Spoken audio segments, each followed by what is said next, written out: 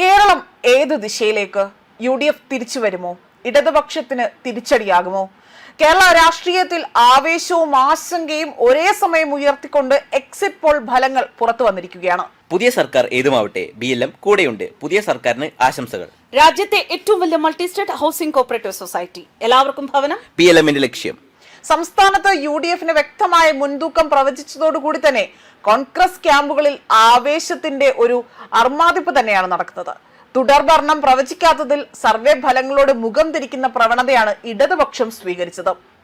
യാഥാർത്ഥ്യം വേറിട്ടതായിരിക്കും, അല്ലെങ്കിൽ അത് വേറെ തന്നെയായിരിക്കുമെന്ന നിലപാടാണ് ഇവിടെ ഈ എക്സിറ്റ് പോൾ ഫലങ്ങൾ തള്ളിക്കളഞ്ഞുകൊണ്ട് ഇടതുപക്ഷം പ്രതിരോധം തീർക്കുന്നത്. ഇതോടുകൂടി തന്നെ ഇടതുപക്ഷ ഭരണത്തിൽ ജനം പൊറുതിമുട്ടി എന്നത് എക്സിറ്റ് പോൾ ഫലം പോലും തെളിയിച്ചിരിക്കുകയാണ്. സംസ്ഥാനത്തെ UDFന് വ്യക്തമായ മുൻതൂക്കമാണ് ഇതിലൂടെ തന്നെ, അതായത് പുറത്തു വന്ന എക്സിറ്റ് പോൾ പ്രവചനങ്ങളിലൂടെ തന്നെ വ്യക്തമാക്കിയിരിക്കുന്നത്. ഇതോടുകൂടി തന്നെയാണ് വലിയ രീതിയിലുള്ള ആഘോഷം UDF ക്യാമ്പുകളിൽ ഇപ്പോൾ ഉയരുന്നത്. ഏകദേശം 90 സീറ്റുകൾ വരെ നേടുമെന്നതാണ് ആക്സിസ് മൈ ഇന്ത്യയുടെ വലിയ പ്രവചനമായി തന്നെ പറയുന്നത്. എന്നാൽ ഇതിനിടയിൽ വിജയപ്രതീക്ഷയിൽ നേരിയ ഒരു വെളിച്ചം ഉണ്ടായിരിക്കുന്നത് BJPയിലും വലിയ പ്രതീക്ഷ വെച്ചു പുലർത്താൻ സാധിക്കുന്ന റിപ്പോർട്ടാണ്. ഒന്നിലധികം സീറ്റുകൾ നേടാമെന്ന വിലയിരുത്തലാണ് ഇതിലുണ്ടായിരിക്കുന്നത്.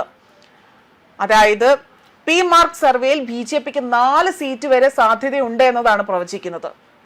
മാത്രമല്ല ടൈംസ് നൗ, മറ്റ് People's Pulse, vote vibe, Axis My India, Chanakya strategies, People Insight, ജോർണോമിർ എന്നിങ്ങനെ 9 ഏജൻസികളുടെ എക്സിറ്റ് പോൾ ഫലങ്ങളായിരുന്നു ഇക്കഴിഞ്ഞ ദിവസം പുറത്തു വന്നത്.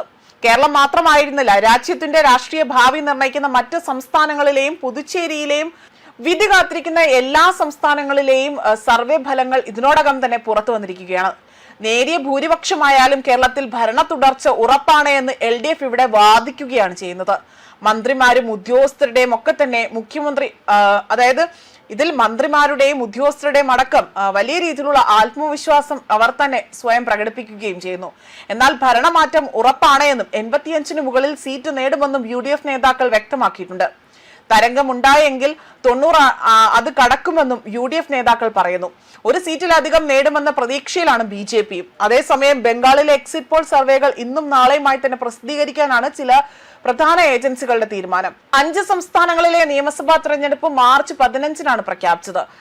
കേരളത്തിലും പുതുച്ചേരിയിലും ആസാമിലും ഏപ്രിൽ 9-ന് ഒറ്റഘട്ടത്തിലായാണ് വോട്ടെടുപ്പ് പൂർത്തിയാക്കിയത്. തമിഴ്നാട്ടിൽ 23-ന് ഒറ്റഘട്ടമായി തന്നെ തിരഞ്ഞെടുപ്പ് നടന്നു. എന്നാൽ പശ്ചിമ ബംഗാളിൽ 23-നായിരുന്നു ആദ്യഘട്ടം. രണ്ടാം ഘട്ടം പിന്നീടാണ് ആ തിരഞ്ഞെടുപ്പ് നടന്നത്. ആയതിനാൽ തന്നെ എക്സിറ്റ് പോൾ സർവേ അടുത്ത ദിവസങ്ങളിൽ കൂടി അത് പ്രവചിക്കും എന്നതാണ് ഇപ്പോൾ പറയപ്പെടുന്നത്. എന്തു തന്നെയായാലും കേരളത്തിൽ ഇടതുപക്ഷത്തിന് വലിയൊരു സാധ്യത ഇല്ല എന്ന ഒരു മുന്നറിയിപ്പാണ് ഇപ്പോൾ ഈ ഒരു എക്സിറ്റ് പോൾ സർവേ ഫലം നൽകിയിരിക്കുന്നത്. ന്യൂസ് ഡെസ്ക് കർമ്മ ന്യൂസ്.